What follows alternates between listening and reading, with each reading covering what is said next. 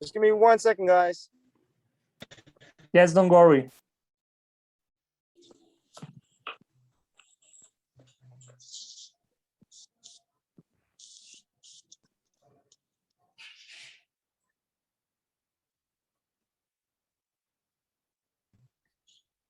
Yo nada más que regrese bien el Wi-Fi a mi casa y la que no se activa. Sale, Michelle, si quieres puedes nada más dar la bienvenida, se te escucha bien.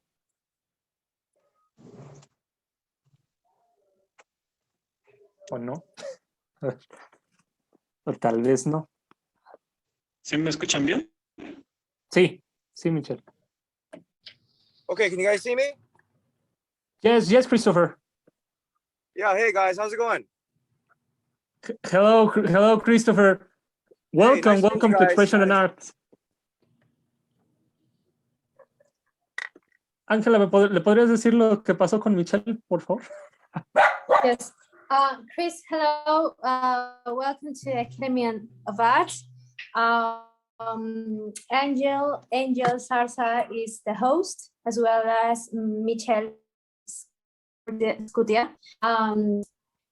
It happens that with Michelle we have some problems with his connection. Okay. So I have to pardon for that, but I'm gonna translate what Angel wants to say. Ángel, ¿quieres decir algo? Yes. Yo te traduzco. Thank you, Yo te Ángela. traduzco todo.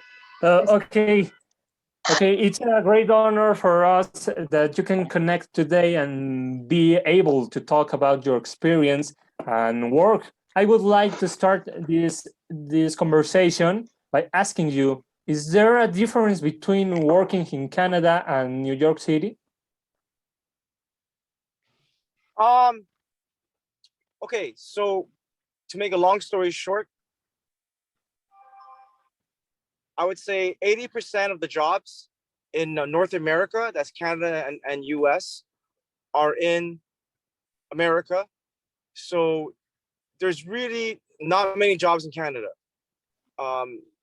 There's good actors, but the best schools and actors are in New York and LA. That's 100%. Okay, please wait. I'm gonna translate to the. Go for it. Yeah, go for it. Okay, so Chris dice que el 80% del trabajo se encuentra en América. En Canadá en verdad no hay mucho trabajo, por eso que los mejores actores él considera que se encuentran allá.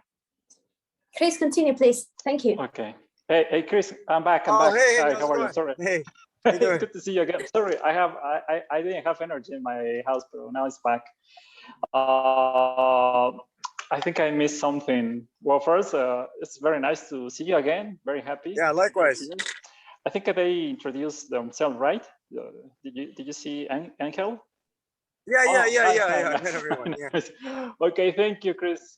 Thank you so much to being here. I have another question. Sure. I know that you study finance, right? Before acting. So what made you move from finance to acting?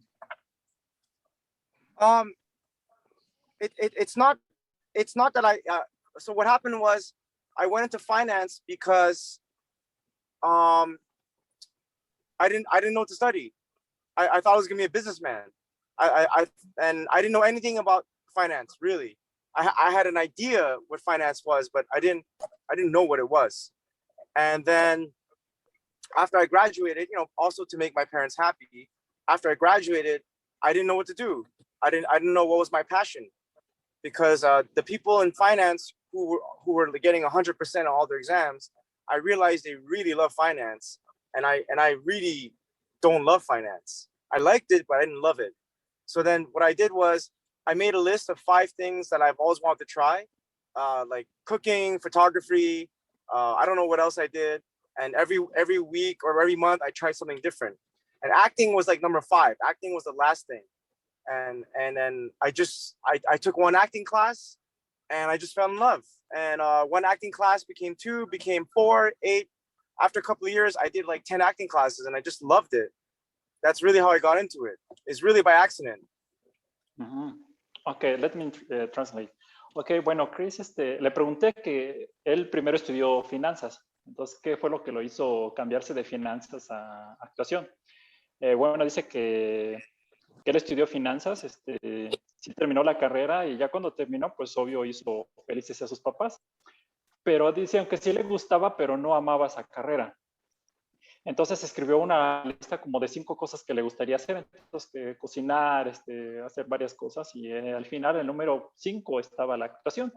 Entonces primero tomó una clase, luego después hicieron 2, luego 4, 10, entonces se dio cuenta pues, que sí le gustaba la actuación, así como a grandes rasgos. Christopher, I have another question. Tell us about the movie Fade In. Hold on. Fade in. Oh, that was a short. No, I think it was a feature film. Oh, okay. Yeah, it was more than like 30, I think 20 minutes or 30 minutes. And I just got cast as the older brother. I'm gonna be honest with you guys, I never saw the movie. So that year I did like 10 acting projects. I was in like 6 plays, I think 5 or 6 plays, 3 or 4 student film, because I didn't put them all in my resume. I only put like 80%. There's still a bunch I didn't put. So anything that's like film camera, I didn't watch, and I never contacted the director for the footage because I was so busy. I mean, I was that year I was going for my OPT, and I did like 10 projects. So like basically I was rehearsing during the daytime. I was rehearsing for one show, and then at nighttime I was performing in another show. So it was like I didn't sleep for a whole year. It was just like crazy. I was always in 2 shows usually, and if I was in one show, I was auditioning every day, like nonstop. And then I had to work full time. So yeah, that was like really no sleep, but it was the best time of my life. That was probably the best time of my life. It was the first time in my life I was a working actor. I mean, just nonstop. Okay, let me translate that. Thank you. Dice Chris que fue un short film. Eso dijo Michael, ¿verdad? Michelle. De que duró más o menos de 20 a 30 minutos, pero en verdad no lo llegó a ver porque estaba bastante ocupado. Ese año donde él hizo ese proyecto, tenía 10 proyectos más de actuación. Fue un gran año para él porque de hecho sobresalió bastante como actor, pero fue bastante estresante porque había días donde no dormía. Entonces para él todo ese año fue un año en el que no durmió literalmente. Bueno, y estaba bastante feliz con los resultados, pero nunca vio tampoco el resultado porque no contactó al director porque realmente estaba súper ocupado. Tenía 2 proyectos, tenía funciones dobles en el teatro y más proyectos. Okay, gracias, Angela. And how were your beginnings in acting, Christopher? Can you be more specific? Like, you mean like in Canada, or when I came here during school or after school when I graduated? In Canada, first. So in Canada, I was a terrible actor, the worst actor.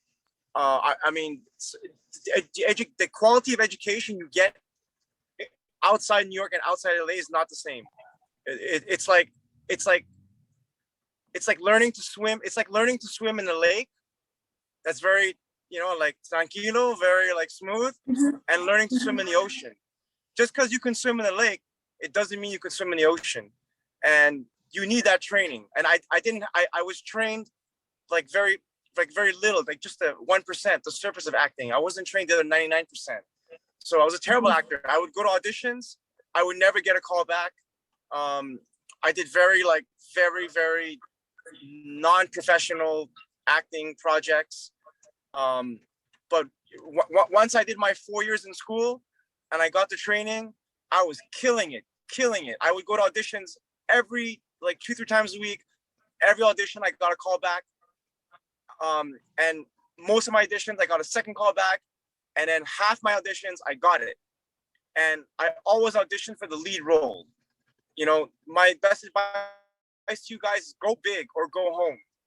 If some people have this mentality like, oh, you have to start first, like, you have 3-4 lines, like a principal character.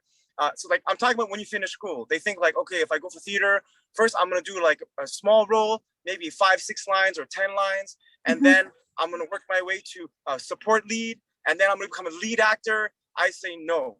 You left this country, you left Mexico to become an actor, to follow your dream. Why go small? Go big. Even I was auditioning for Off-Broadway, which is like small productions, only like maximum like 50 people or 100 people in the seats. It's not Broadway. Broadway means you have minimum 500 people. Everything, where it was film, student film, short film, indie, I don't care, theater, even for small production, always go for the lead role or support lead. Otherwise, you're wasting your time. You don't learn by sitting down and watching great actors act in front of you. You learn by being the main actor and making mistakes, and directors telling you like, hey, I really like that, or a director saying, I didn't like that. And ultimately, the judge, you cannot judge yourself if you're a good actor, and your friends can't judge you too because they know you. It's the audience. When you finish a show, and if the audience are waiting for you and they're saying, hey, you did such a great job, thank you so much, I really appreciate it, that's the real judge. You can never judge how good you are. You some nights you think you did a great show. Oh my God, I was in the moment. I felt so good. It was so everything. We were connecting with my actors, and I felt so alive. And your director or the audience, you can tell like they don't like the show. And some nights it's really confusing. Some nights you felt like, oh, I wasn't the best actor, but then people are waiting for you and saying thank you. Like, what a great performance. It's really weird acting. I can't explain to you more how weird it is sometimes.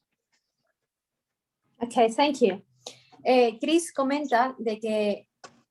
Un momento. Ya, listo. Chris comenta de que él empezó en Canadá, pero en verdad él considera que en Canadá, lo dijo en estas palabras literalmente, era el peor actor, no creció mucho, y que probó en Estados Unidos y hay una gran diferencia. Puso una metáfora acerca del lago y un océano.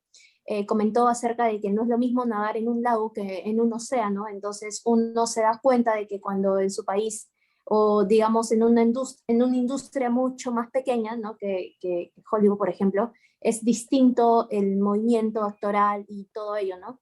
Él comenta también que hizo sus 4 años de entrenamiento actoral en la escuela, y luego de eso la rompió en Estados Unidos, en América. Y bueno, principalmente el consejo que nos da como actores es que siempre vayamos hacia el rol principal, que él dijo, go big or go home, o sea, sueñen en grande o mejor quédense en casa, ¿no? Él dice que muchos actores comentan de que siempre cuando salen de la escuela de actuación tienen que empezar con pasos pequeños, que podrían ser de extras, luego figurantes, y luego tal vez aspirar a un lead role, ¿no? Que a un principal, un personaje principal, a un protagónico. Pero él dice que él no es de su opinión, él no comparte esa opinión, porque él considera de que todos, si es que tienen entrenamiento, son capaces de llegar a un protagónico así, ¿no? Y tener bastante éxito. Entonces su consejo de él es que siempre se lancen hacia el rol principal, hacia el protagonista o hacia papeles secundarios, para que de esa manera ustedes puedan crecer, porque mientras más contacto tengan con directores de escena, mientras más contacto tengan con gente que realmente está en la industria, no importa qué tan pequeño sea el proyecto, dijo, no importa si en el proyecto hay 100 personas, creo que en América 100 personas es un proyecto pequeño, pero para nosotros es bastante grande.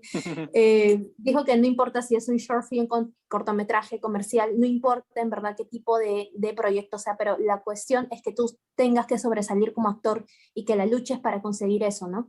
Y luego comentó acerca del juicio. Él no considera que nosotros nos debemos crear juicios acerca de nuestra actuación, nuestra autoestima actoral, tal vez, ¿no? Él considera de que eso se lo debemos dejar al público porque finalmente ellos son los que ven el producto.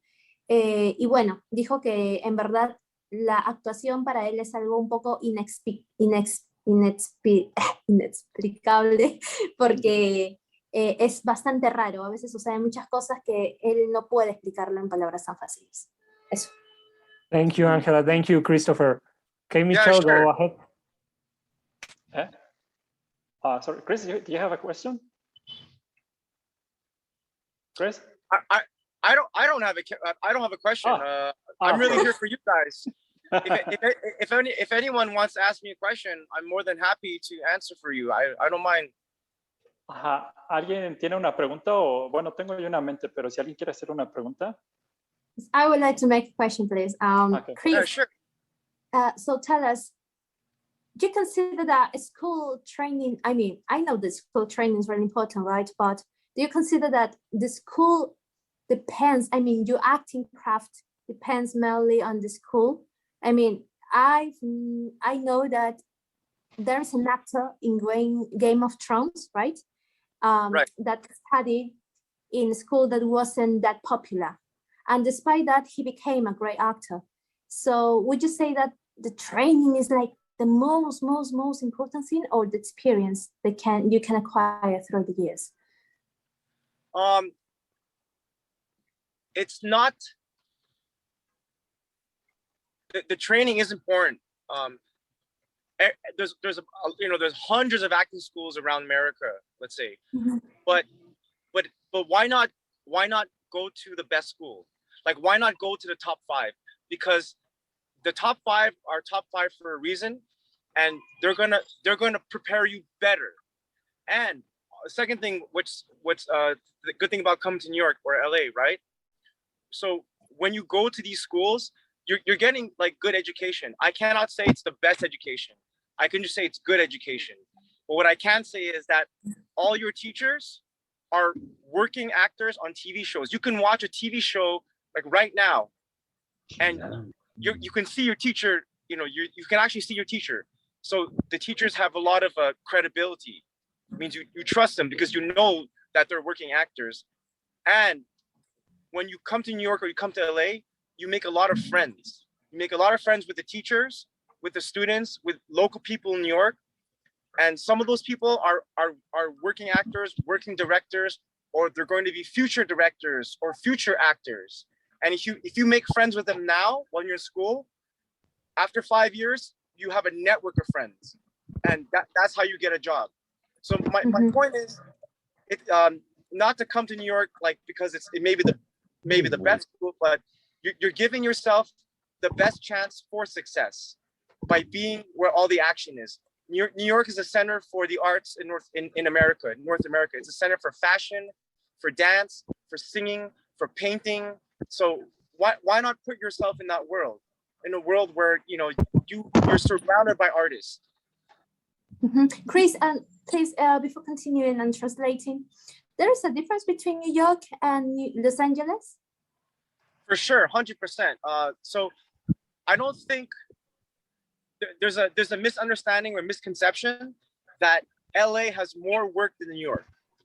I don't believe it to be true. A few of my friends who went to the same school as they've been in LA now for 10 years looking for jobs. And I think for sure LA has more jobs for TV and movies, but I'm a type of person that I like everything. I like theater too. So New York has a lot of theater. And so you never have to worry about a job. Every week you can apply, you can audition for theater, for student film, because there's big schools here, NYU, there's Columbia or whatever, or there's a lot of big acting schools here, and students always need actors. So I wouldn't choose LA or New York based on jobs. I would choose it on the lifestyle. New York is cold, it's winter. People here are talk fast, they move fast, they're more mean, they're more direct. LA is different. LA's like the people I know who went to LA, actors I know, they didn't go there because they thought there's more jobs. They just like LA more, and they like it more than New York. They like the weather. They like the people there. They like the atmosphere. They like the energy. So I wouldn't go to LA or New York based on because you think it has more jobs.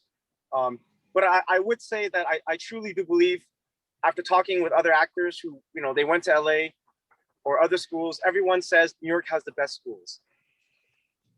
Okay, thank you. Le pregunté a Chris acerca de, primero le pregunté si es que un actor realmente es fundamental de que tenga un training, ¿no? Una preparación o si es que también hay actores como el que Michelle acerca nos contó ayer sobre el actor de Juego de Tronos, que a pesar de que no fue a una escuela muy conocida, pudo tener éxito, ¿no? Y le pregunté si es que es fundamental el training o también, o sea, la experiencia, ¿no? Que hay actores que se forman en el oficio. Y bueno, me respondió de que sí, él considera de que, bueno, la experiencia es importante, pero el entrenamiento actoral también. Y si es que ustedes tienen la oportunidad o tienen como que tienen tienen como que, ay, no me olvidé la palabra, tienen las posibilidades de ir a Los Ángeles o a New York a entrenarse, que lo hagan definitivamente, porque dijo, si es que ustedes no tienen la oportunidad de irse afuera, o sea, si es que tienen la oportunidad más bien, ¿por qué no? ¿Por qué no estudiar en las 5 mejores escuelas que no les asegura específicamente un trabajo, pero lo que les asegura es una entrada al networking actoral, que es gigante, ¿no? Y que ahí más bien van a conocer a muchísimos actores, futuros directores, futuros productores, entre otros agentes de actuación, que les puede llevar al éxito, ¿no? Y juntos pueden crear proyectos, o sea, juntos pueden crear muchísimas cosas.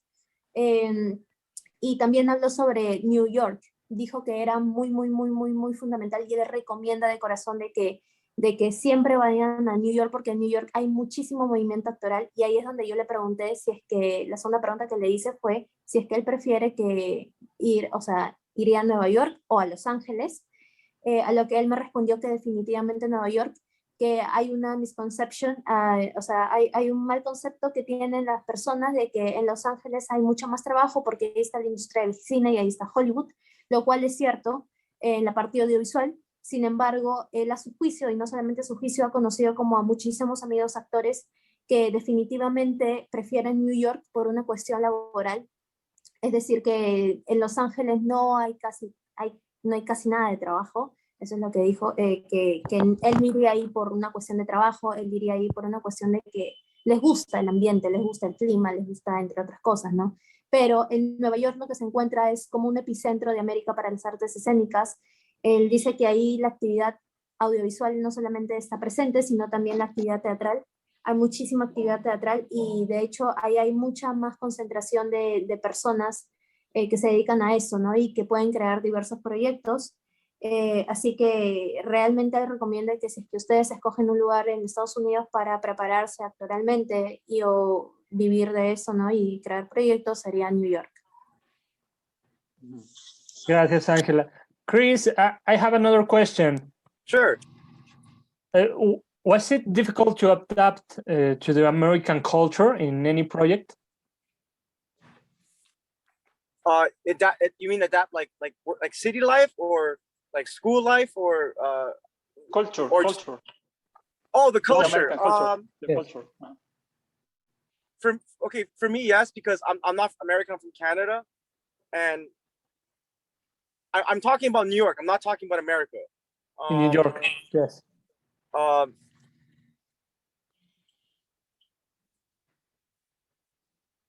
I think what's really important is don't forget who you are, because what happens is New York is a very negative. It has a lot of negative energy. When you take the subway in the winter, there's only 3 colors that exist. When you're in the subway and you're full of people, right? Everyone is like wearing a jacket. Only 3 colors exist in New York: black, white, and gray. That's really New York. It's very dark. The people, the energy from the people, it's very somber, and people here can be very direct, very tough. Because as actors or people who are very sensitive, we're like sponges and we absorb that energy. And that's why I say don't forget who you are, because after 2 years, 3 years, I realized I was becoming like a New Yorker. I was becoming mean. I was becoming like that. And I stopped myself. I remembered who I was. I'm from Canada. Canadian people are a lot nicer. And so I'm trying every day to be in the middle of New York and Canadian. But yeah, don't let the city can pull you in. You start thinking about like, I just want to make money. Don't waste my time. Fuck you. Who are you? It's a very negative energy, and you have to be very careful. Thank you, Chris. Ok, bueno, voy. Sí, Ángel le preguntó a Chris que si fue difícil para él adaptarse a la cultura americana. Y bueno, dice Chris que, bueno, él es canadiense y lo primero que hizo fue no olvidarse de quién era él.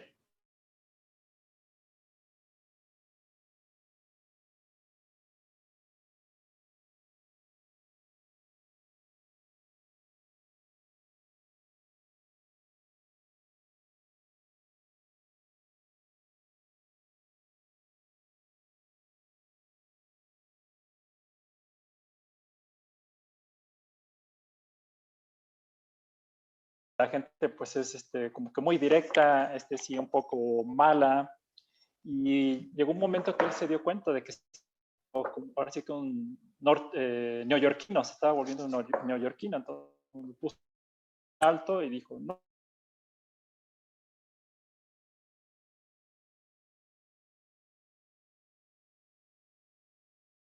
Dice, si no tienes cuidado, la vida de Nueva York pues te puede jalar, te puede jalar a una mala persona, así como a grandes rasgos. Excuse me, Michelle. Georgie have a question. Okay. Hey, Mitchell, just one thing. When you speak Spanish, I understand, huh? I don't know if it's your accent or I don't know if it's the way you talk, but when you speak Spanish, I understand. Oh, perfect. Because I remember you have workers, right, from Mexico and. Yeah. I work with a lot of Mexicans, Oh, and I speak French, so I'm learning a bit of Spanish now. Sorry. Go to the next question. Sorry. Okay. Yeah, Georgie has a question. Georgie. Yeah, I do. What I want to know is that I love art. What do you tell us, or what can I do tell us about Mexico or being Mexicans, about cultures? Do you think it's better for us to work in our country or Canada or US, or what kind of advice can you give us? Okay, so yeah, I totally understand your question. Okay, if there's a lot of work in Mexico, because you speak Spanish, and I'm sure it's easier for you to get a job because you're a citizen of Mexico or you're a citizen of Colombia or any country. If there's a lot of jobs, and if they pay enough money for you to have a normal life, to buy a house and have children, then yeah, why not? Why not stay in Mexico? Okay. But if you want an international job, not just America, but if you want to work international, I would recommend get the training in the US, just because like I said, I feel like the training there is so strong. I after, for me, experiencing going to school like in Canada and coming to New York, it's like night and day. It's like like you're really being taught by your teachers. Your teachers are professional actors you see in movies, you see them on TV. Like after I finish school, I can go watch a TV show and see my teacher in it. You know what I mean? Like to be really taught by the best of the best is a huge difference for me. So in Mexico, if you find a school and your teachers are on TV shows and movies in Mexico, then I would go there. So sorry, to go back to the international question. And I highly recommend. I've watched a lot of films from different countries. If you guys can learn French, or if you guys can learn German, or learn Japanese, or learn just one more language, right? Just learn one language, a different language. You can be that Spanish person working in Germany, that Mexican person working in Japan, that Mexican person working in Africa, because I've seen actors. For example, there's in Japan. I've seen Japanese movies, where in every single movie there's one black guy, and it's that same guy, and he's not a great actor. He always has like medium roles, small roles or medium. But so because he's the only black actor who can speak Japanese, every week he's in a new movie. Every month he's in a new movie. If you guys can just speak a different language, Korean, Japanese, African, I don't care, right? French, you can go to France. You will have no competition for your job. You will be the only Mexican who can speak that language. So that's what I highly recommend. I even thought myself of learning Spanish one day and going to South America or Mexico and just being an actor, just to be that Asian guy, to be that only Korean guy who can speak Spanish. I thought about it because when I work with my Mexican friends, I make them laugh all day. All day they can't stop laughing and laughing at my jokes. Even I try and speak Spanish. My Spanish is terrible, but I just try to joke around them, and I realize, wow, if I can make them laugh, maybe if I go on TV in South America, or I can make them laugh too. And think, you have no competition. That's another way to find a job. So what's your goal? Is your goal to be a famous Hollywood actor, or is your goal just to make money as an actor and make a living? So my choice is the second one. I don't want to be a Hollywood actor. I just want to make money and find a job.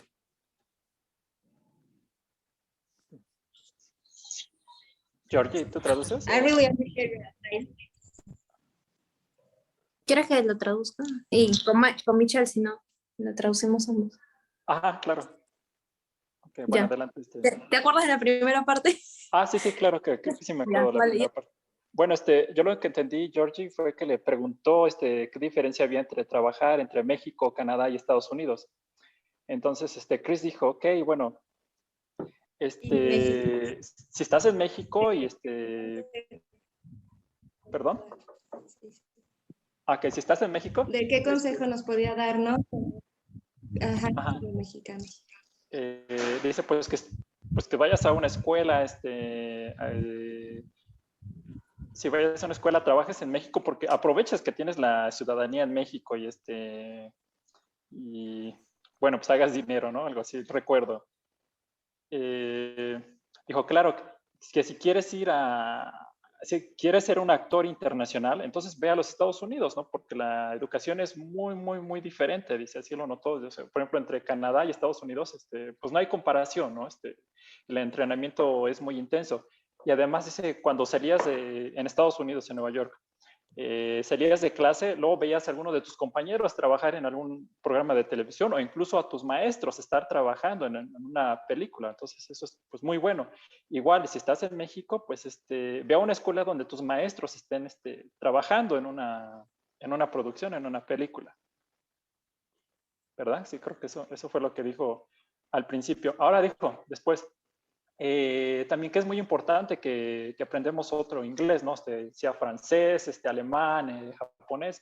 Puso el ejemplo, en Japón hay un actor de color, bueno, negro.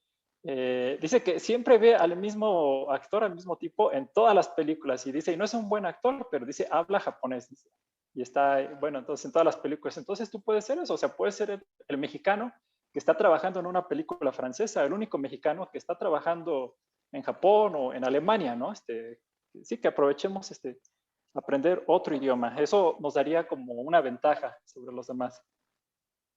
Lo complemento. Sí. Adelante. Sí, por favor. Ya, sí, nos habló acerca de la internacionalización y también dijo que nos hagamos la pregunta, ¿no? Si es que realmente nosotros queremos ser actores de Hollywood o si queremos ser actores internacionales, ¿no? Michelle dijo que claro, había dicho justamente de que el éxito de este actor, ¿no? Que era black, ¿no?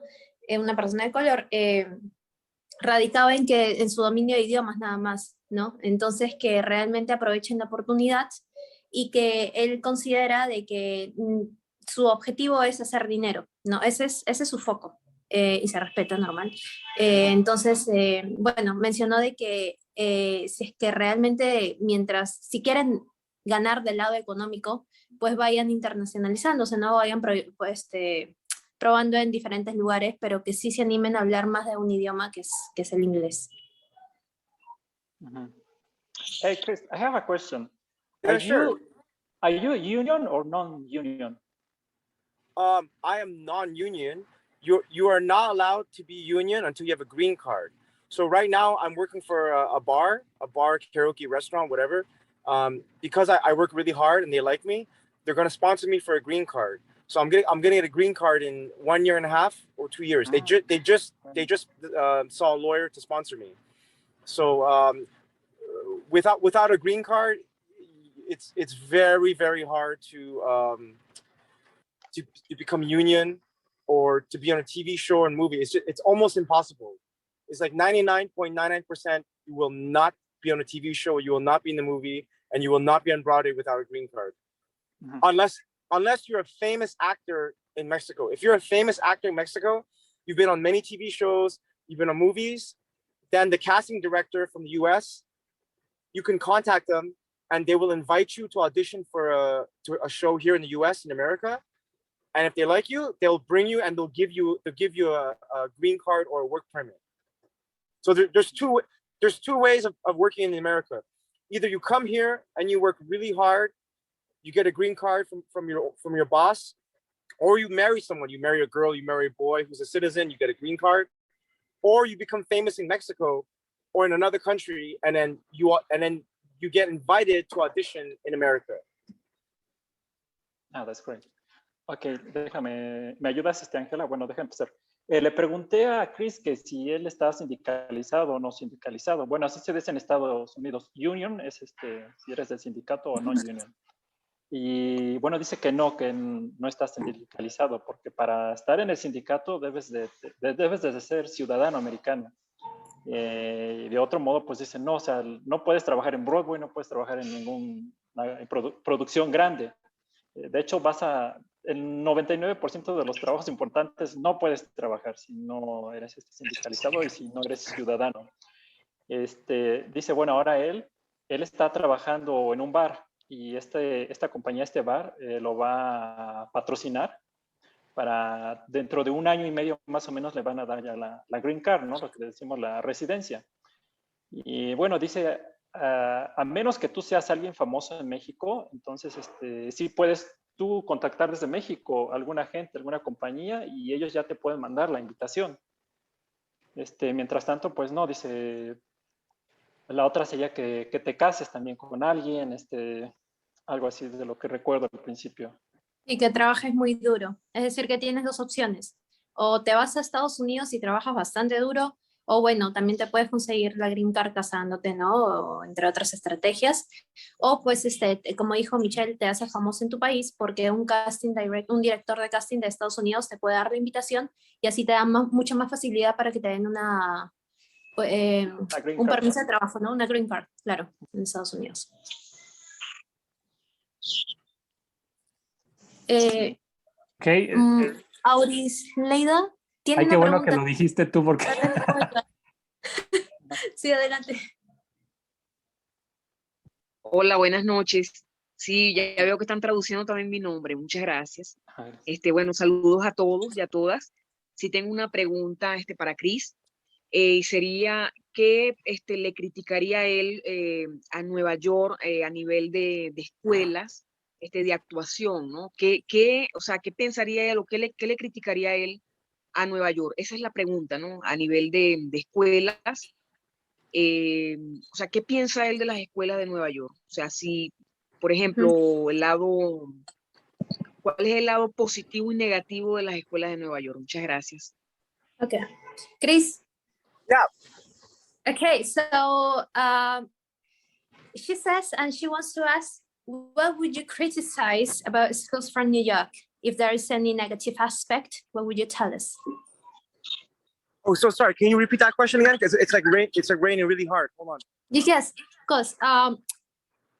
Okay, so she wants to ask if you would criticize an aspect, maybe a negative aspect about acting schools in New York, and which one would you say about? Would you choose like negative aspects? You know. Or complaints. Any Oh, complaints okay. you have Complaints, about yeah. accents, about acting schools. New York.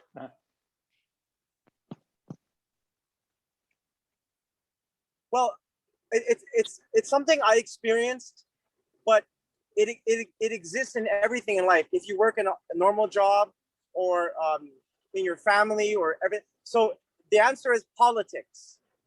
Politics. So what do I mean by politics is, if you're a student, and this isn't all acting schools, if you're a student and the teacher likes you, maybe you're not like the best actor, maybe you're not the hardest working student, but if the teacher likes you because you make them laugh, or I don't know, like they just like you, then you should get used to like teachers and everyone thinking like that person is really good. And some students who are like me, when I went to school, I didn't socialize. I didn't make friends because I was so busy. I had to work full time and go to school. So I just put all my energy in work. So, and when I was very serious when I was in class, you know, I was very quiet. I listened to the teacher. So, and I would see some students that you know, like, just like they get more praise. Like the teachers, when they're talking, they really like the student. And I mean, everyone liked them. I liked them too. You know, with a friendly person. I'm not jealous. I mean, some of them were my friends, but just because, like in politics, like you get along with everyone, you get along with all the students, you get along with the teachers, you get along with the principal who's the head of the school, and you'll see that they do treat them differently than they will treat you. Okay, thank you. So, la respuesta de Chris es que simplemente política. La política de las escuelas es bastante especial porque él considera de que simplemente hay profesores a quienes les vas a gustar, no hay ninguna explicación, simplemente te van a escoger porque hay algún, no sé, hay algo ahí que le gusta, ¿no? O sea, que les gusta socializar con algunos estudiantes, y eso es algo negativo porque realmente cuando hay un actor en una escuela de actuación que se esfuerza, por más que se esfuerce, pueden escoger a otra persona que simplemente por el hecho de ser amigo del profesor, ¿no? Llevarse mucho mejor que con otros estudiantes que se esfuerzan pero no socializan necesariamente, le den a el principal, ¿no? El main role.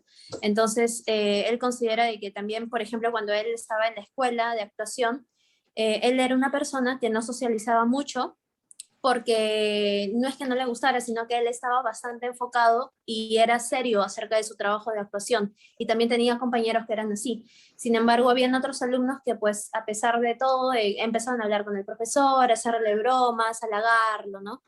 Y pues eso es algo negativo, pero él también dijo al inicio de que eso no es algo que realmente pase solamente en Nueva York, en las escuelas, ¿no? Sino pasa en todo el mundo, y que pues hay que aprender a manejarlo, ¿no? Thank you, Angela. Muchas gracias, Ángela, muy amable, gracias. Chris, Chris, Hi.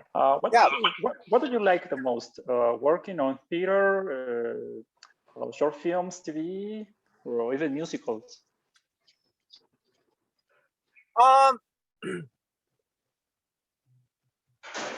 to answer your question, I love camera and I love theater. I don't love one more than the other. But what I want to do for the next maybe like 10 years of my life for camera, I really want to do action comedy. That's my dream. Like I just want to do like a TV show with police, and I'm just like running every day, bang bang bang. I shoot bad guys and I jump and I fall on the pillow.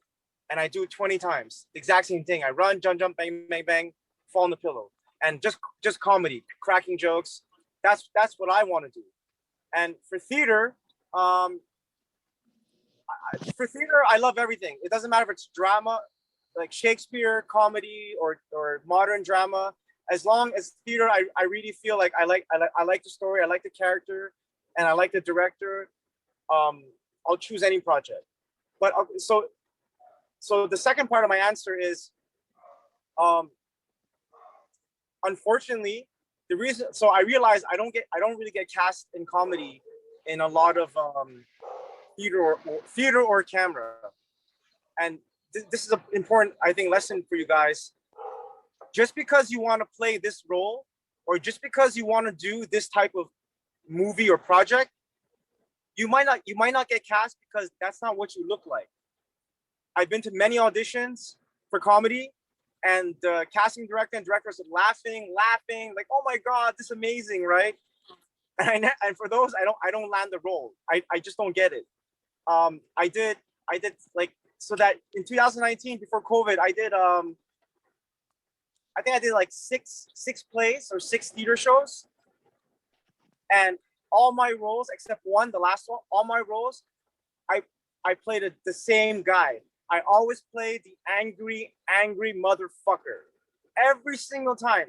When I would go to audition, and if I go to 10 auditions and 5 are for angry and 5 are for like random, I will get those 5 angry roles, because for some reason on theater, that's how they see me. They see me as the angry guy. When they look at my face, like he's the angry guy. So in camera is different. In camera, I remember this. I remember that the summer I sent like so many auditions on camera. Like I can't remember, right? In 2 weeks, I got calls for 3 roles, 3 different projects, all the same. Detective number 2, detective number 2, detective not number 2, not number 1, not number 3, number 2, because I look like that. When they see my face, that's who I am. So it's a very important lesson for you guys, because I know you have dreams like, I want to play this character, I want to play this, but until you become a famous actor, they're gonna cast you what they want you to do, not what you want to do. Chris, before they translate, how do you prepare for an audition? Oh, okay. Okay, first of all, I think the biggest mistake I experienced and have seen, right? Auditioning and acting is not the same. It's 2 different muscles. It's like one muscle is your chest and one muscle is your back, okay? I see a lot of, I know and I see a lot of great actors who are really good actors, okay? Really good. When I went to school with them, I see them and they go to auditions and they can't get nothing. You have to take a class to audition. At my school, we spent 2 years on a class for auditioning. It's an audition. They teach you how to audition. It's a real technique. It's not just like you just go in and do your monologue. It's not that. It's step by step. They teach you how to prepare your resume. They teach you how to talk to the person giving you the audition. They teach you where your eyes should be looking during the audition. It's so like, it's a whole process. How to shake the person's hand. You know what I mean? So you really have to go to a class to learn how to audition. That's the most important thing. Like I said, I think I'm really good at auditioning. I think my acting is okay. I'm not like amazing. I'm not shit, but I'm really good at auditioning because I really practice it. I took classes. Yes, thank you. Michelle, ¿quieres traducir lo primero que le preguntaste? Y yo traduzco lo de Ángel. Se me olvidó lo que le pregunté al principio. Fue lo de... no, ¿qué le dije? Que... Luego les decimos, Ángela, tradúcelo. Perdón, se me fue esto. Bueno, antes que se ahorita vaya me acuerdo. Ángel preguntó ahora último si es que... ¿Cómo se prepara para un caso? Exacto, ¿cómo se prepara él para audicionar? Y bueno, lo primero que dijo fue que una audición es muy distinta a la actuación. O sea, él considera que son 2 músculos distintos, no son realmente lo mismo, porque detrás de la audición hay una técnica que el actor debe manejar. No simplemente se trata de actuar maravilloso, full y ya, sino que también tienes que saber a manejar la técnica de la audición, ¿no? Que es tienes que manejar bastante el eye contact, ¿no? El contacto visual, hacia dónde mirar, tienes que tener una carta de presentación, tienes que saber cómo construir tu CV, tienes que saber relacionarte públicamente con estas personas detrás del proceso, ¿no? Y bueno, él le recomienda que realmente, si es que eres actor, te entrenes llevando cursos de audición, ¿no? No solamente que te entrenes en el craft del acting. Y también él mismo se considera de que, si bien él dice que no es un actor espectacular, súper grande, su actuación es buena, pero él, a su juicio, él es como que muy, muy bueno audicionando. Y por eso que siempre agarra papeles, por su habilidad para audicionar, ¿no? Y que sí, eso. Voy a agregar algo rápidamente, Michelle. Gracias, Ángela. Justamente cosas que les han dicho aquí los maestros de casting, Julio, el propio Michelle. Obviamente la audición es muy diferente al acting, ¿no? Que a veces se da hasta en la misma audición y también en general. Entonces, si recuerdan, al inicio de la plática, él nos dijo, tuve callback, pasé al otro callback y me he quedado en muchos proyectos, ¿no? Entonces, esto habla mucho y por eso le quise preguntar cómo se prepara para un casting, para una audición, ya que, como él lo dice, su actuación es muy buena, o bueno, considera que, aunque su actuación no sea shit, como él dijo, eh, la audición es buena y eso demuestra seguridad, ¿no? Así que, Chris, es bueno para las audiciones y eso es lo que te va a dar a ti la seguridad, la fortaleza para seguir en cualquier audición, para quedarte en cualquier proyecto, en cualquier lugar, ¿no? Adelante, Michelle. Ah, sí, ya recordé. Bueno, le pregunté que si a él le gustaba más trabajar en teatro, televisión, musicales, doblaje. Dice, bueno, a él le gusta la cámara y el escenario, pero no puede decir que uno le gusta más que el otro. Lo que sí persigue él principalmente es hacer comedia. Dijo que tuvo unos 6 trabajos en el escenario y pues aunque a él le gusta la comedia, dice que siempre le dieron el personaje como del corajudo, o sea, sí, del enojado, del mala cara. Dicen, todas en cada una de ellas le dieron ese personaje, porque dice, bueno, hay que reconocer también cómo somos nosotros, aunque sí, nosotros queremos hacer este personaje y todo esto, pero mientras no seamos famosos, tenemos que aceptar los trabajos que ellos nos van a dar, los directores, productores, lo que parecemos, porque también estuvo haciendo otro trabajo donde, bueno, le gustaba, dice, tenía que disparar algo así y rodar así sobre la cama, así lo hacía varias veces, ¿no? Y bueno, también en otro se dio cuenta que en los cortos, que le daban así como del detective, pero siempre le daban ni siquiera le daban el detective número 1, sino como el detective secundario, o sea, el número 2, en el siguiente igual el número 2 y el siguiente el número 2 y así el 2.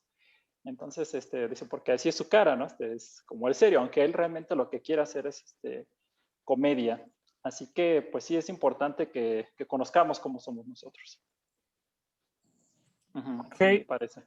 Sergio, have a question. Sergio, ojalá puedas prender tu cámara. Ahí está. Excelente. Muy bien. Hola, ¿cómo están? Sí, pues básicamente es algo que estoy tratando de entender por lo que está diciendo Chris y lo que estabas diciendo también, Ángel, creo que el casting va enfocado mucho al aprender a escuchar, ¿no? No sé si me escuchan bien? Sí. Excelente. Ok, gracias. Sí, recuerdo que no es ninguna pregunta para Chris, simplemente es como anexar o retroalimentar todo esto que se está hablando. Cuando yo hice mi examen de admisión para la ENAT, pues vuelvo a repetir, ¿no? Es como un tipo de audición. Para tú aplicar a la Escuela Nacional de Arte Teatral, pues de una manera u otra es como un tipo de audición. Y entonces, en la segunda etapa del proceso de admisión, uno de mis maestros, Miguel Flores, me dijo, Sergio, pasa a decir tu monólogo, y era al azar, ¿no? En prosa o en verso. Y me dijo, Miguel Flores, vas a decir tu monólogo en verso. Y dije, chin, en verso, porque es difícil, ¿no? El verso. Y empecé yo con mi vaga experiencia que tenía desde los 15 años que entré, empezaba a actuar según yo, al entendimiento del personaje y del texto, empezaba a decir mi texto con ademanes y todo ello. Y fue cuando me dijo Miguel Flores, no actúes. O sea, no me demuestres cosas de más. O sea, no hagas cosas de más. Escucha las indicaciones. No actúes. Simplemente hazlo. O sea, quiero que digas tu monólogo en verso. Entonces, traté de entender la indicación y simplemente platiqué mi texto. Lo dije tal cual, ¿sí? Sin actuar, sin ademanes, nada. Y simplemente me dediqué a escuchar, a observar y a ser yo mismo. Y me sentí como un tipo de, pues sí, hizo una presión, porque pues habían varios, como 20 chicos audicionando, y afortunadamente, pues pasé a la tercera etapa. Pero también considero o coincido con lo que dice Chris, muchas veces depende del carisma y de que le caigas bien a los sinodales, en este caso los sinodales, porque eran 3 sinodales, y con uno que te apruebe o que te avale, ya pasabas a la siguiente etapa. Pero va mucho enfocado a eso, aprender a escuchar, observar, a no hacer cosas de más, considero, no sé qué tan diferente sea también para audicionar en un casting para cine, ¿verdad? Pero algo así en la NAD nos estaban como enseñando, como enfocando. Understand what's the traduction in Spanish? Do you understand what he came? I'm trying to, but it was a long question. It was a very long question. Oh, Chris, there is a question about one of us. Okay, so she wants to ask if you have any advice to us if we want to get a manager. I suppose that for people that wants to go to the United States and they want to, of course, they're gonna have training, but after that, how can you get a manager? And also, if there's a course that has to do with a director, I mean, there is a person who has heard that in United States, there is a course, okay, where directors go and they can see you, they can see your approach to acting, especially especially for people outside the US. Thank you. Okay. Yeah, I understand your question. Okay. So to answer the first part is, a manager usually charges 10%. The agent can charge 10%, 10 to 15%. That's the range, depending how big they are. An agent and a manager is not the same. The agent's job is to find you auditions. That's his job. The manager's job is to like give you advice and tell you like which audition to go to, and like they're managing your acting career. Most important, if you don't have a green card, if you don't have a work permit, you don't need a manager, you don't need an agent. Unless you're allowed to work, you don't need it. And to answer the second part, so yeah, there are schools, even in New York. There's a famous like kind of school, and you have to audition, and if you get accepted, you can take classes, and the classes it's like the teachers are usually directors on TV shows, directors in movies, famous director, not like small, big directors on TV shows, big directors on movies, and I became a member, and I didn't want to be a member. My friend auditioned. She needed a partner. She said, "Hey, can you audition?" And I auditioned with her. She got rejected, and they asked me to join. And I was like, "Well, okay, how much does it cost?" Like $30. I said, "Okay, fine. Okay." I said yes. So I joined 2 years ago. I never went to any of their classes. And the reason why is because I don't have, like I said, I don't have the Carta Verde. No tienes Carta Verde, man. You don't have that, you got no way of getting a job. Okay, but if you have it, if you're allowed to work, you should definitely go to those classes.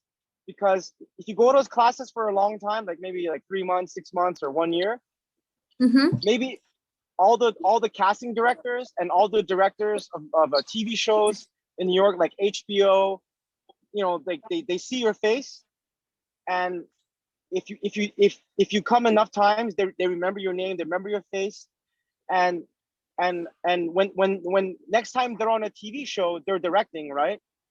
And then they're like, "Oh, I remember Chris. Yeah, that Asian guy. You know what? I need a Chino right now. I'm gonna call Chris." That's how it works. It's not because I'm a better actor than the other Coreano or other Chino, right? It's because they remember me. So it's a good way to get a job. So like you tell us that you were a member of something, right? Is it as an association or something like that? And you also said that. Yeah, the name is One on One, and one. It's one of I think there's only two places or maybe 3 places like that in New York, where all the teachers are casting directors and directors on TV shows in America, even movies. Like and So, and it's like scene study. You have a partner, they give you a script, you go do your scene in front of the teacher, he criticizes you, he tells you, okay, this was good, this is not good, this is what you got to do to get better, blah, blah, blah. But you keep going, you try to be a really good student and do really good work so that they remember you. And then when there's a TV show or a movie and then they need someone Spanish from Mexico who looks like you, they're definitely going to call you. They're going to call you to audition.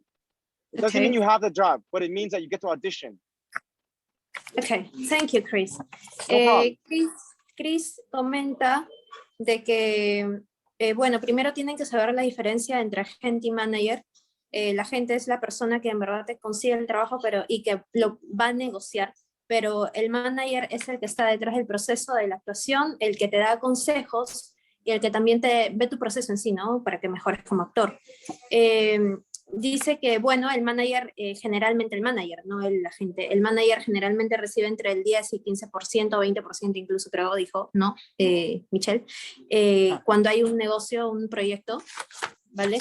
Y también mencionó acerca de que, bueno, sobre la pregunta que dicen si es que cómo conseguir un manager en Estados Unidos, en verdad necesitas tener el permiso, ¿no? Para trabajar en Estados Unidos, justo de lo que hablábamos ayer, porque si es que no tienes ese permiso de trabajo, él no aconseja, en verdad, porque sería un poco inútil, ¿no? Conseguir un manager.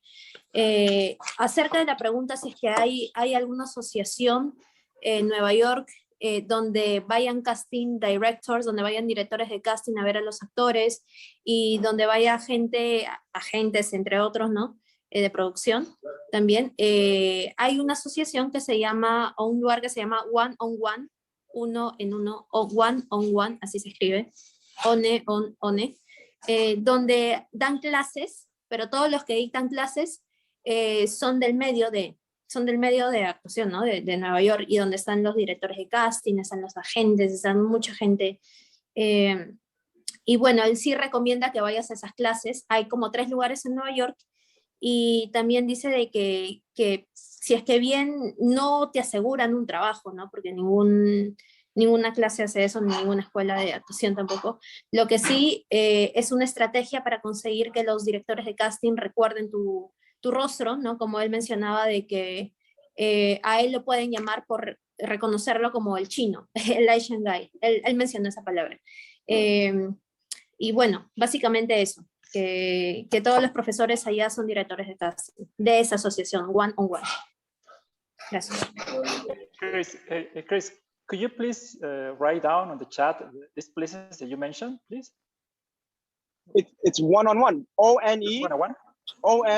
O-N-E. One on one. Yo le escribo. Okay, perfect. Gracias, I have my Ángel. last question. Hey, Chris. Well, as you know, with the virus, it got very bad for everyone. So do you have any advice for all of us? What can we do to not get desperate and still trying to reach our dreams as an actors? You just gotta hang in. This is the second time in my life I've been through a recession. There was a recession in 2007 to 2011. That was a really hard time, and this is a second recession, and there's no jobs. So create your own art. Go on YouTube, make a TV show, make a whatever. Go on TikTok. You know, that's what I've been doing now. I already shot 6 episodes. 2 came out. I have a 3rd one coming out next week. Just do what you can to still be doing work. Make your own videos. Make stupid videos at home, and just whatever. As long as you're doing acting, keep the muscle warm, because if you don't use the muscle, it gets weak. So you have to keep using the muscle. Ok, bueno, le pregunté a Chris que si nos puede dar algún consejo, porque ahorita con lo del virus que está difícil en todo el mundo, entonces, ¿qué nos puede recomendar para seguir adelante? Dijo que, bueno, esta es la segunda recesión económica que a él le toca. La primera fue en el 2007-2011.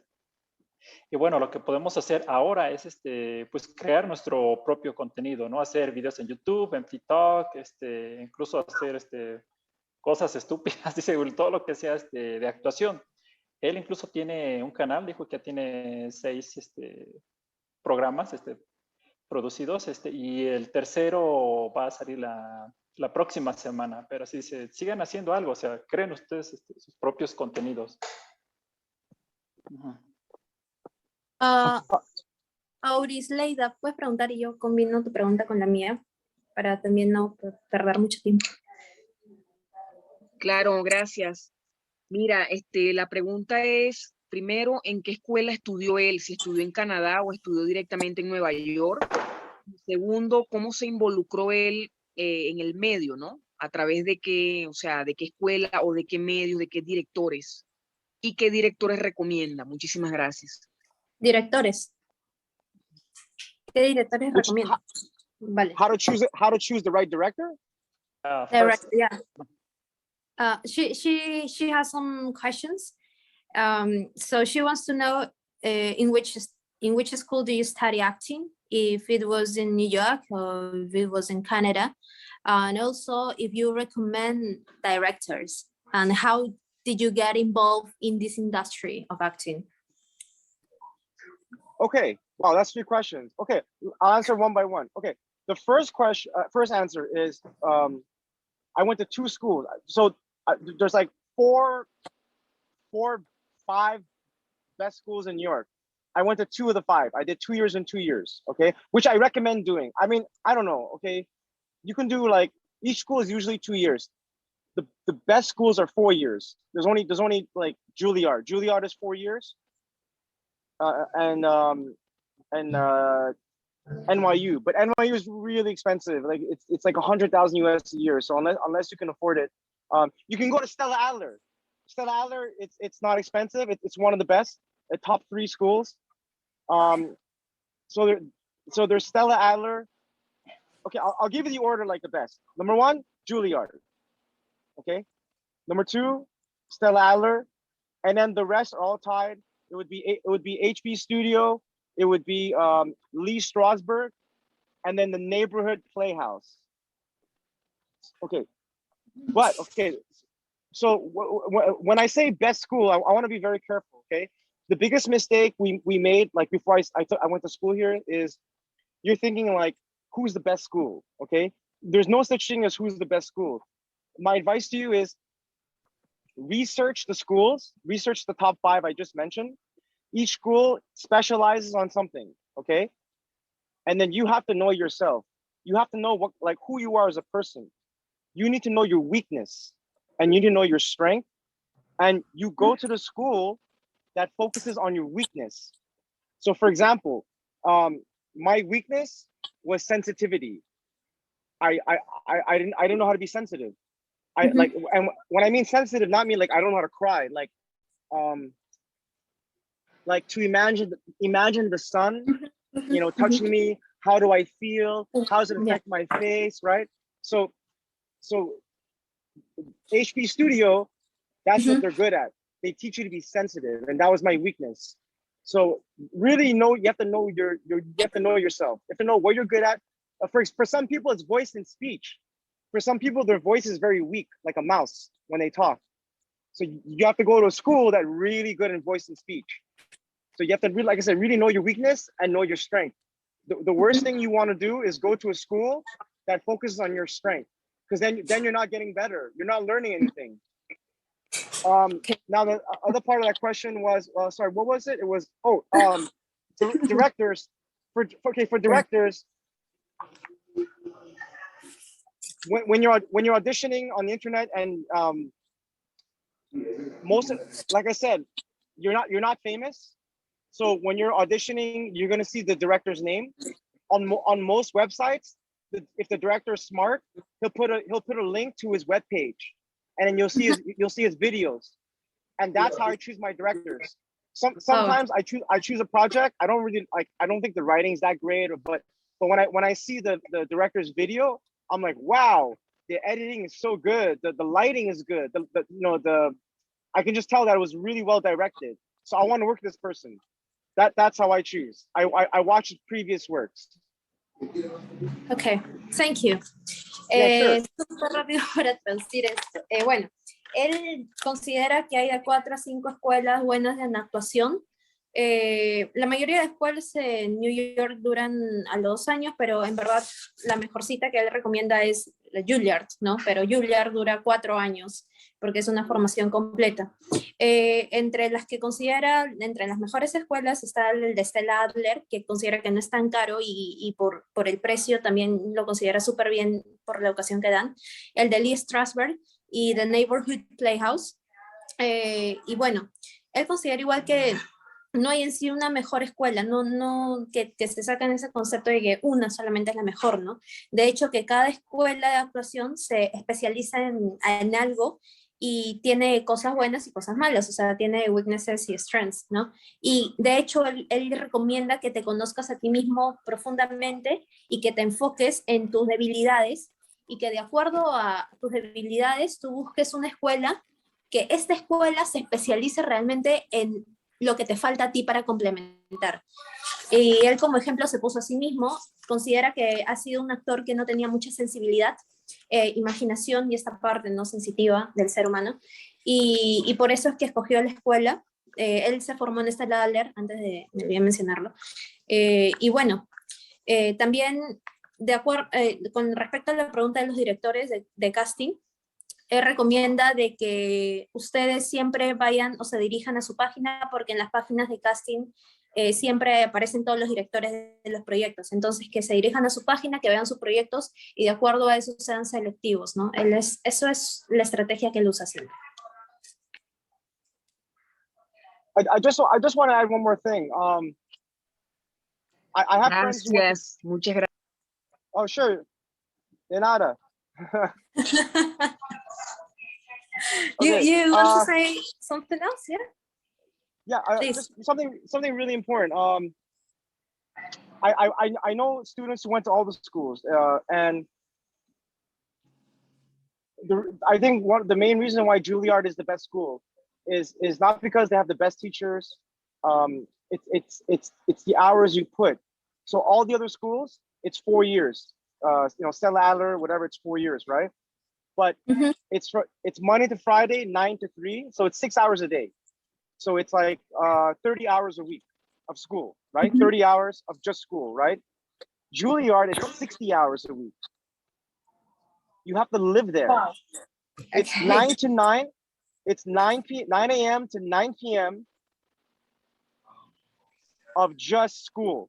And then Saturday from 9 a.m. to like 1 p.m. So Wow. the point I'm trying to make is the reason why Juilliard is so good, it's their program. So most schools, you have 7 classes a week. There you have 12. They teach you how to sing, which most schools don't do, and they teach you how to dance. You have to learn ballroom dancing, quick step. Like, oh my God, like the waltz. These are things like no acting school gives you.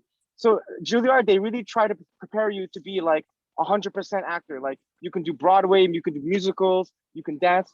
Exactly. Yeah. And actually right now, I talk with other British students, and I agree with them. Sorry, this is part 2 of my answer. I believe, I didn't believe it back then, but I believe it now. RADA, R-A-D-A, RADA in London or UK is right now it's the best school in the Western Hemisphere. I don't know if you guys watch Hollywood movies, but in the last 10 years, all the best actors are British. They're British actors who come to America and Hollywood, and they do an American accent. So RADA is one of the main reasons. There's 2 big actors from RADA right now in Hollywood. Eddie Redmayne, the guy with red hair, whatever, and the guy who plays Loki. Benedict Cumberbatch. Tom Hiddleston. Tom Hiddleston, and I think he went to RADA too. But right now, the best actors are British, and the reason is because I believe RADA is like the British. They're more evolved in their acting techniques. Yeah. Like they're more advanced. Where America is more traditional, but British are really, really like, how should I say, experimenting. They're trying new things. Thank you, Chris. I have one last question, please. Sure. Which strategy would you recommend to an actor that, like, would you recommend to become famous here in your country, let's suppose, okay, Mexico, Peru, whatever, and after that, like, you would have, in that case, more opportunities outside in the US? Or would you recommend to go to the US, study there, start from over, you know, all over again, and then make yourself name or a brand? Okay, there's two answers to that. If you're a man, time is not important. So I'm 38 years old, and I might never have a family, and I might never have kids, but I can still have kids. I can still have family when I'm 60. But for women, your clock is ticking. So you might have to sacrifice your chance of having a baby in the future. It depends how old you are. Are you 20 years old right now, or are you 35? And how bad do you want it? If you're 30 years old and you're a woman and you should be getting married now, you might have to make two choices. Like, I'm gonna go to America and be single for the rest of my life. Maybe be single and never have a baby and never have a husband because I'm chasing my dream. Or maybe I should stay in Mexico, try to get a job here, meet a man. You know what I'm trying to say? Like, if you're a woman or a man, the answer is different. It really, so I'm speaking for a man, but I'm also speaking for a woman. I'm 38, I'm too old. If I could go back in time, I would I would finish my university degree, when I'm 22 years old. I would go to America and join the military. Do the military for, I think, 2 years or 4 years. And once you join the military, they give you the green card. Some cases, they give you citizenship. So you sacrifice, if you're young, you sacrifice 2 years or 4 years of your life, you join the military, you get a green card or a citizenship. And after you get that, you can go to school, you can get a job, you can do what you want. That's what I would have done. And just so you know, when I say military, right, it doesn't mean you're gonna go fight. It doesn't mean you have a gun, bang, bang, bang, you're gonna shoot. No, the military, they have jobs for everyone, like nurses, people who cleaning, people making food, you know what I mean? It's like, that's what I would have done.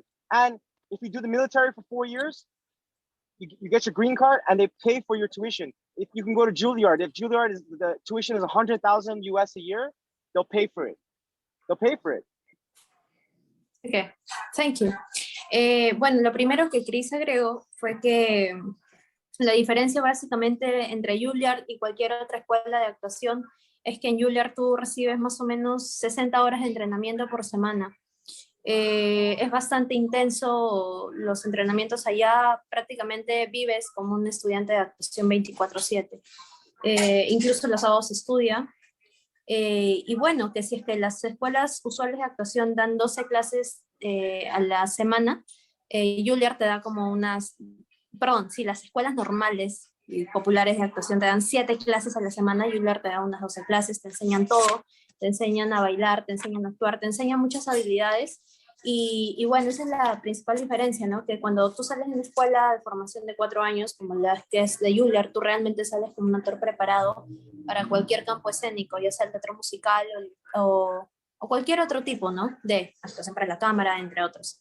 Y bueno, lo segundo que le pregunté fue qué estrategia me recomendaría, ¿no? Si es que uno realmente tiene que hacerse un nombre acá, un nombre, o bueno, abrirse las puertas en su país y después ir a Estados Unidos y de esa manera tenga más oportunidades, o ir a Estados Unidos y empezar en Estados Unidos desde cero, ¿no? A lo que él me respondió que bueno, su juicio personal es que depende generalmente si es que eres hombre o mujer. Para un hombre, él considera de que es mucho más fácil porque no hay un reloj biológico, porque si es que él piensa en tener una familia, no sacrificar esos aspectos de su vida, lo va a poder lograr, porque al fin y al cabo él puede tener hijos, ¿no? Más adelante. Él tiene 38 años, creo, dijo Michelle. En cambio, para una mujer es distinto, ¿no? Tienes que pensar bien si es que realmente quieres sacrificar aspectos de tu vida como el matrimonio, entre otras cosas que consideres tú importante como mujer, ¿no? Y bueno, eso, que realmente tomes en cuenta el tiempo, Y eso, ¿verdad, Michelle? ¿O me olvido de algo? Dijo que si vas a Estados Unidos, pues puede que permanezca soltera, ¿no? Sí. Y también la parte esta de los costos, dijo de Julia, o bueno, que si puedes, no lo entendí muy bien, si puedes entrar al ejército. Ah, sí, habló sobre el ejército, que si es que él regresaría en el tiempo, cuando tenía 22 años y estaba estudiando en la universidad en Canadá, él lo que haría en ese, o sea, si pudiera volver en el tiempo, sería ir a Estados Unidos y unirse al ejército, porque cuando uno se une al ejército le dan la green card en 2, 3, 4 años, pero no se trata de disparar, solamente dijo, ¿no? Disparar pistolitas, sino de que realmente te formes en el ejército, ¿no? Y para él eso considera una buena estrategia, sacrificar 2 a 4 años de tu vida con tal que te den la green card y pues después ya tener la ciudadanía, ¿no? I have to go soon, in a couple of minutes, but I don't mind doing this again. Like, I can answer more questions in the future. I just want to say one thing. This is really important. It's really hard. It's really hard life if you choose this life, not just acting, but anything in the arts, dancer, singer. And unless you really want it, if it doesn't break your heart every day when you're not acting, it means you don't love it. And if you don't really love it, if you doubt, like, oh, I'm not sure I want to be an actor, just give up. I'm telling you right now, just give up right now. Save yourself a lot of trouble, a lot of headache. You have to really love it, guys. I can't tell you how hard it is. You have to get used to being rejected every day. You have to get used to someone telling you you're a terrible actor. You'll never make it. You know, just quit now. Just like I'm telling you, just quit if you don't really want it. I'm the only person in my program. We're 30 students. I think there's 22 international students. I'm the only one left in New York. I think me and another guy. The other guy, he was gay and he married a gay guy and he got a citizenship. But that's it. Like after 5 years, it's just me. Everyone else, like they went back home, and half the program, half the students are not even acting anymore. And last thing I want to say is, it's funny. My friend told it to me because my friend graduated 2 years before me, in 2-3 years before me in the same school. He said it. The top 3 actors in the program actually don't make it. It's not the best actors in school who make it. It's the ones who are like medium acting, but who never gave up. They're the ones who end up being on TV. And it happened the same thing in my year. The top 3 actors, everyone thought like, wow, they're gonna be in a TV show right away. They're gonna be in a movie. They're so fucking good. They quit. They gave up. You know what I mean? So like I said, I think my acting is like in school is like medium. I'm like not even. I think I'll consider myself low. I think my skill is like low compared to everyone else. But I didn't give up. You have to want it so bad. I can't stress that enough, guys. Thank you. Okay. Bueno, déjame la mitad y la otra. Me ayudas, Ángela. Bueno, sí, Ángel, Chris dijo que ya tiene que ir, tiene pocos minutos, pero dijo que quiere comentar algo más como un último consejo. Dice que la actuación es difícil y también la vida es difícil. Entonces ustedes deben de estar bien seguros si realmente aman la actuación. Si pasa algún día que sienten que no la aman, dicen, entonces sálganse en este momento, sálganse. Así se van a evitar muchos problemas, dolores de cabeza, muchos rechazos. Comentó que de su generación, que eran como poco más de 20, todos se han ido, solamente quedaron 2, bueno, él y otro compañero que es gay y se casó con otra persona y obtuvo la residencia, la ciudadanía. Dice que, bueno, al menos él su actuación incluso la considera bajo de la medida, ¿no? No se considera ni siquiera la mitad de un buen actor. Había otros compañeros que eran así los mejores estudiantes y pensaron todos que ellos iban a estar en programas de televisión y no, o sea, no pasó eso. De hecho, los que sí llegaron a terminar tampoco, o sea, muchos de ellos ya no se dedican a la actuación, todos los demás pues ya se regresaron a sus países. Y bueno, el consejo que le da es que hay que ser muy persistente, muy, muy persistente y estar luchando por lo que quieren. Me parece, así fue todo, ¿verdad? Sí, eso fue todo lo que dijo. I have one last question, but Yeah. Voy a Sure. tratar de combinar las preguntas de Aurisleida, Verónica y la mía para ya, bueno, yo me tengo que retirar. dos, Ok, discúlpenme. perfecto. Sí. Pero voy a combinar las tres preguntas y a ver qué. Auris Leida, ¿cuál es su pregunta? Yeah, Mira, just ask. bueno, yo quería preguntarle, bueno, las redes sociales de él para ver su trabajo y qué trabajos ha realizado, ¿no? Como actor, me gustaría muchísimo eso. Y también, ¿qué opina él del Conservatorio Actor Studio? Que creo que está allá. Ok, Entonces, esas ya, cositas, vale. gracias. Muchas gracias, Ángela, qué Auris amable. ¿Eh? Ya Leida, todo, ¿puedes? dime. No te preocupes. Las redes sociales de Chris las puedes encontrar en el WhatsApp que Michael pasó, de Michelle pasó, perdón. Sí. Pero le voy a perfecto. preguntar sobre el actor Studio para no redundar. Vale, Verónica, vale, ¿cuál es gracias. tu pregunta? Verónica. Sí, que ¿cómo clasifican a los actores y actrices en cine, teatro y televisión? Porque aquí en México, pues es latinoamericano y tipo indígena y mexicano y todo eso. A ese Perfiles. respecto.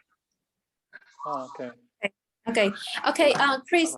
So the Yeah. three last questions, please. The first one Yeah. is, what do you think about the Actors Studio? Which opinion do you have about it? And the second one is about the profile of acting. You know, the actor's profile. How do they classify, like in US, like according to the skin type and the type of hair as well? How do they classify in the physical, you know, the physicality of an actor? And the third question is, oh my gosh, I don't remember. But please tell your De answers. las I don't redes remember. sociales, ¿no? De social medias, but I can share his social medias later. It's okay. Okay, so wait, the first question, what did you mean by the acting studio? She was asking a question about the actor studio, the school, or she's asking a question about, I didn't quite understand the first question. At the school. Yeah, it's your opinion about the Actors Studio. As a school. School. Okay, so my friend went there. Okay, first of all, it's very expensive. Okay, if you have the money, okay, go for it. The actor studio is really only focused on camera. It does not focus on theater. It's really specific for camera, and it is a good program. It is a good program, but like I said, it's very expensive. So I'm always looking like, I want to pay this much money but get this much out of it. I don't want to pay this much money and get this much out of it. You know what I mean? If I put $100, I don't want to get $100 back. If I put $100, I want $1,000 back. So yeah, like I said, Actor Studio is a good school. It's not a bad school, but it's very expensive, and I would not consider it like in the top 3 schools of New York, because the actor studio is very famous because of a TV show. And I went there. I went one time. I went to the actor studio. There's a TV show where they do interview with the interviewer, James Lipton. He's like 90 years old. I went there, and so they're very famous. But you have to remember, they're very famous also because a lot of actors in 1960, 1970, famous actors now, they went there. So that helped make the school famous. But is the program good? Yes. Is it the best? I can't really say I agree with that. And I truly don't believe that. I don't know. I don't think they take, like, one of my friends got accepted to that school, and I mean, she was really not ready to be a student at that school. Like, she only did like 1 year of acting, one year at my school before, and like, I mean, I don't know. And when she passed the audition, I was like shocked because I helped her with the audition, and I was like, oh my God, like, it was just, she was not ready, and they still took her. So I realized that, you know, maybe because the money aspect, like, they need that money too. I mean, they need the money, and they need diversity. They can't take students who are all white. They need some students who are Black, who are Asian, Indian, Spanish. So and you know, she's a minority. She's an Asian girl. So they do need that. So not many, I don't think not many Asian girls audition for the program. So like I said, it's a good, I'm sorry, it's a good school, but I don't think it's the best. Okay. And Chris, the second one, yeah, sorry, go ahead. Chris, pardon us, we are running out of time, but Thank you for your time. I have one last question, please. Would you recommend us any web page of actors that has to do with international scenes and that stuff? Because we want to network as actors, pardon. I don't know any webpage for international actors. I would look at your own country and try to contact Mexican actors who went to the US and came back to Mexico. That's who you really want to keep in contact with. And if you want to find a job, like any jobs in like especially New York, but you know, all over US, Backstage. I think Backstage is the best. Backstage, I pay $150 a year for membership, but all my auditions, everything was from Backstage, backstage.com. That's I think a really good website. Okay. Thank you a lot for your time, Chris. It was nice to meet you. Sure. Yeah, with pleasure. And we're Thank you, Chris. on social media as well. Thank you. Yeah. Keep in touch, guys. I'm more than happy to do another episode.